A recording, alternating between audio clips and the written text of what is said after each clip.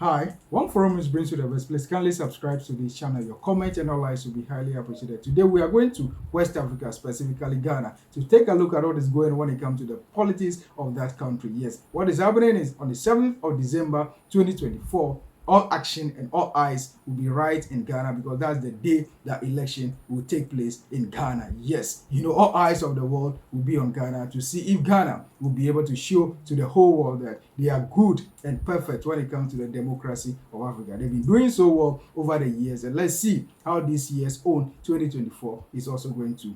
It's just going to be two horse race here. Why? Because we have the NDC and the NPP. Over the years, it's either the NDC or the NPP that is able to lead or rule that country when it comes to the fourth republic of that country, Ghana. Yes, already you may have heard that certain things have been happening in their parliament because of the number of people that they have, both the NDC and the NPP, as well as some of the independent candidates or independent MPs in that country. A lot have been happening, and even the Supreme Court have ruled already, but let's see how the implementation will go when it comes to parliament, because parliament always boasts that they are masters of their own, but per the ruling of the Supreme Court, they are supposed to do certain things that will not go into too much, but that is in their quarters or in their court for them to do. What we are here to do today is to take a look at the two political parties, the major political parties. There are other minor ones that will also chip in at a point. But let's take a look at what is going on in the two major political parties. That's the NDC and the NPP. The NPP, the one representing them as the flag bearer, is no less a person than the sitting vice president of that country, that is Dr. Baumia. That is, he is an economist, a very well experienced person when it comes to economics and finance. And on the hand of the NDC, we have a communication expert who also happened to be the former vice president of the country, as well as the former president of that country. Yes, that is Mr. John Dramani Mahama. He's representing the NDC, and they are fighting it out when it comes to the campaigning. They are all over the place, moving from one market square to the other, one chair to the other, one gatherings to the other, one festival to the other, and they are tying everything. They don't want to leave anything untied. They are working so hard, spiritually and physically. They are working to be able to win the love and the vote of the people of Ghana. Yeah, it's going to be a very tough battle. Why? Because this is 8 years after the NPP have been in office, and over the years, it seems after every 8 years, there seems to be some sort of reputation or something that is occurring. But the NPP also want to break the 8, and the NDC also want to make sure that they are not successful in breaking the 8 when it comes to the politics of Ghana. So we have all our eyes and all our ears on the ground. It will bring you blow by blow account as we've been doing all this while. When it comes to South Africa, when it comes to Nigeria, when it comes to Senegal, when it comes to all over Africa, we'll be there to bring you every information that you need to know, everything about the voting and the election. Yes, as you already know, when you take a look at the Ashanti region, that is the stronghold of the NPP. They are expecting to make massive ground over there when it comes to the votes that will come out from that part of the country. When you go to the voter region, also that's the World Bank of the NDC also, they are also hoping to improve their votes and the number of voters will vote for them from that side. We have the Greater Accra, we also have the upper, that is the northern region. But then what is happening surprisingly, both people, I'm talking about Dr. Baumia as well as John Mahama, they are from the northern part of the country. They are all from the northern part of the country. So that's one interesting aspect of this. So when it comes to the votes from the north, they are going to share it in some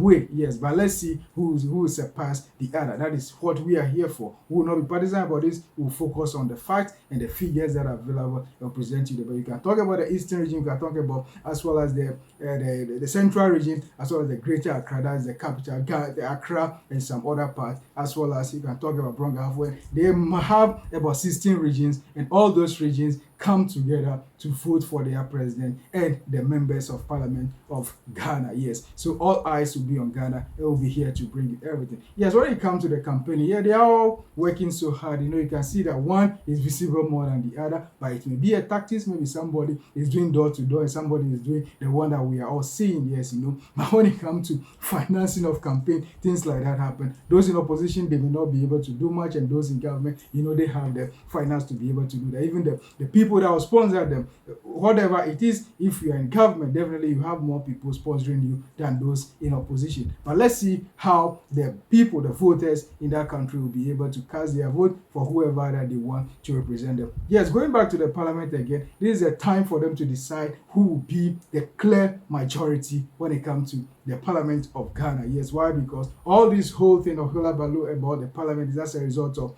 the way the numbers are not all that, the margin is not all that like, there is no all that clear majority or minority when it comes to the Parliament of Ghana. That's why all these things are happening. But we are leaving that to Parliament to take care of, and the justices of the Supreme Court as well as the Parliament to resolve. It's something that they can resolve, so we are not bothered about it. But after 7th December 2024, everything will be clear. Who is this and who is that? That is what we are all hoping for. Yes, that is all that we pray for, that there should be peace when it comes to the election 2024 in Ghana. Yeah, it's something that they've been doing over the years, and all those that will be making the noise about fear mongering and things like that and calling for things like that, I think Ghanaians have accepted as a fact that democracy is the way to go, and we pray for them that they will be able to show to the whole world again that they will be able to do a good job when it comes to democracy and politics of Africa. Yeah, that is what we are all here for. We all need the best for Africa when it comes to democracy, because democracy is the way to go. It's about voting, it's about the election, it's about good governance. That is what we pray for. And most of the things that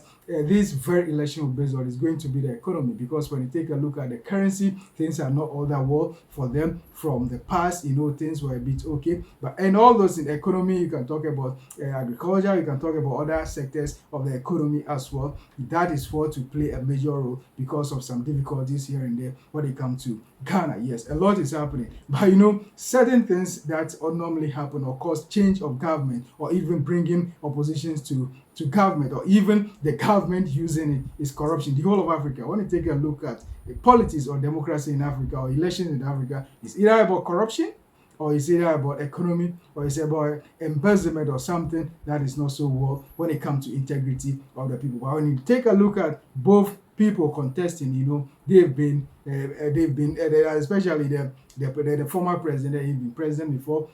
Dr.